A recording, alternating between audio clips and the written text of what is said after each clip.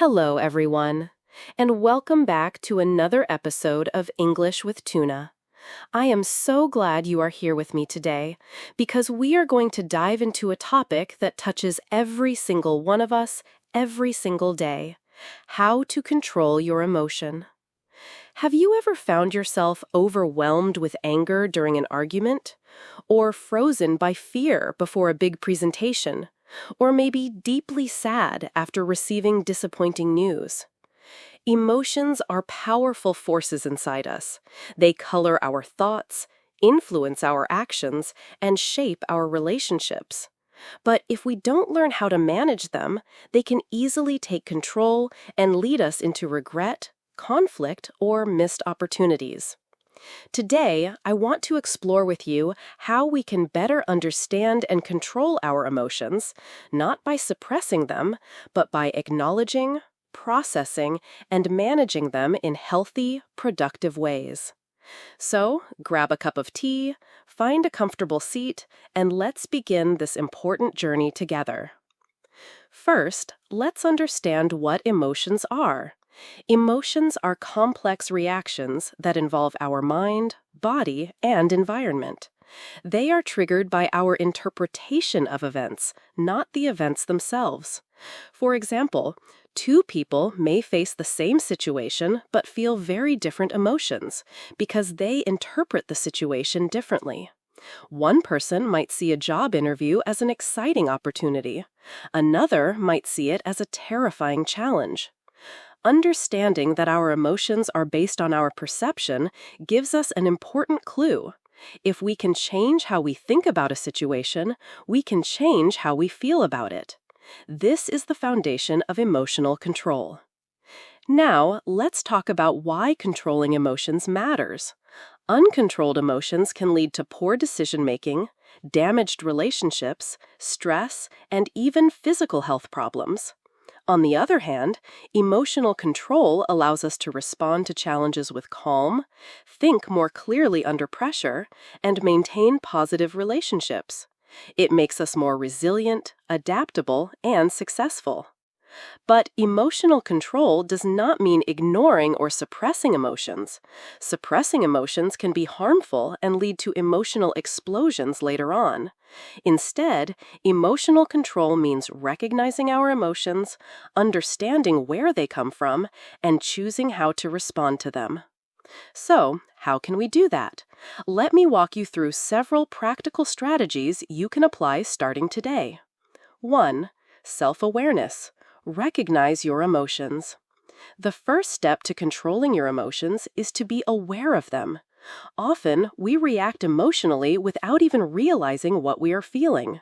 By taking a moment to identify and name your emotion, you create a space between the feeling and your reaction. For example, if you feel irritated during a conversation, pause and silently say to yourself, "I am feeling irritated." This simple act of naming your emotion activates the thinking part of your brain and reduces the intensity of the emotion. You are no longer completely controlled by the emotion, you are observing it. You can practice self-awareness by regularly checking in with yourself during the day. Ask yourself, what am I feeling right now? Why am I feeling this way? Is this feeling appropriate to the situation? 2. Understand the trigger. Find the cause. Every emotion has a trigger, an event, a thought, a memory.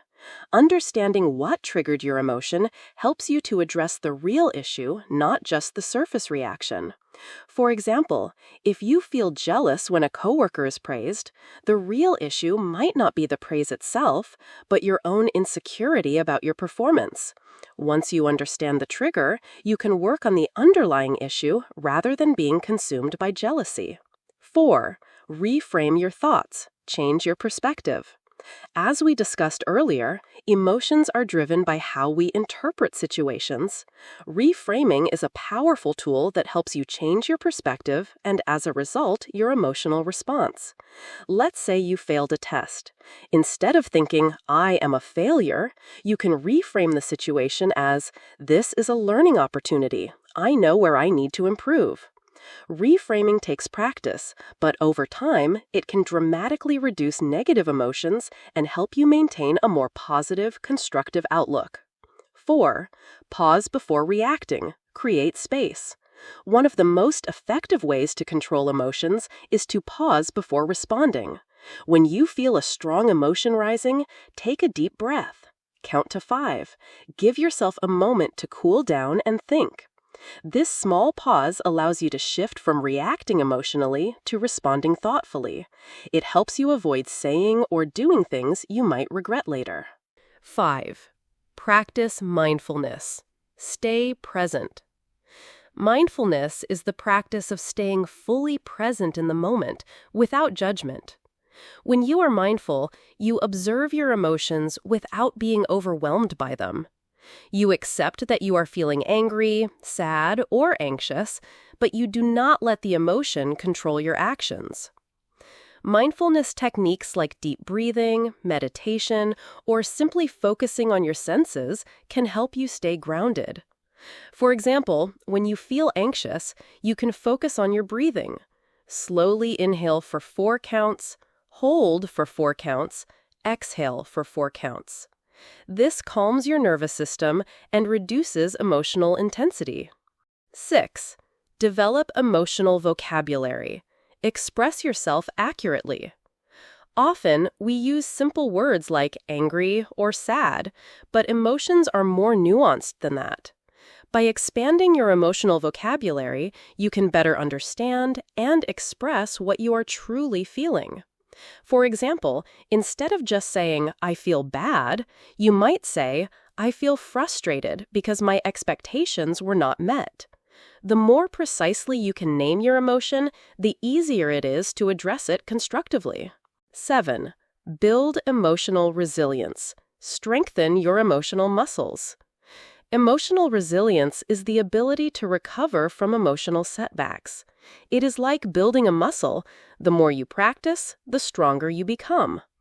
You can build resilience by maintaining healthy habits, sleep, exercise, nutrition, building supportive relationships, practicing gratitude, setting realistic goals, and celebrating progress. Resilient people experience negative emotions like everyone else, but they bounce back faster because they have developed healthy coping mechanisms. 8. Seek support when needed. Don't struggle alone. Sometimes our emotions can be too overwhelming to handle alone. There is no shame in seeking help from trusted friends, family, or professionals like therapists or counselors. Talking about your emotions with someone else can provide new perspectives, emotional relief, and valuable advice. Remember, asking for help is a sign of strength, not weakness. 9. Practice emotional regulation daily. Make it a habit. Emotional control is not a skill you learn once. It requires ongoing practice. Make emotional regulation a daily habit. Every day, take time to reflect on your emotional experiences. What went well? What could you have handled better? Celebrate your progress and keep learning. You might also keep an emotional journal where you write down your feelings, triggers, responses, and reflections. Over time, this journal can become a powerful tool for personal growth. 10. Be patient with yourself. Growth takes time. Finally, remember that emotional control is a lifelong journey. You will not become a master overnight.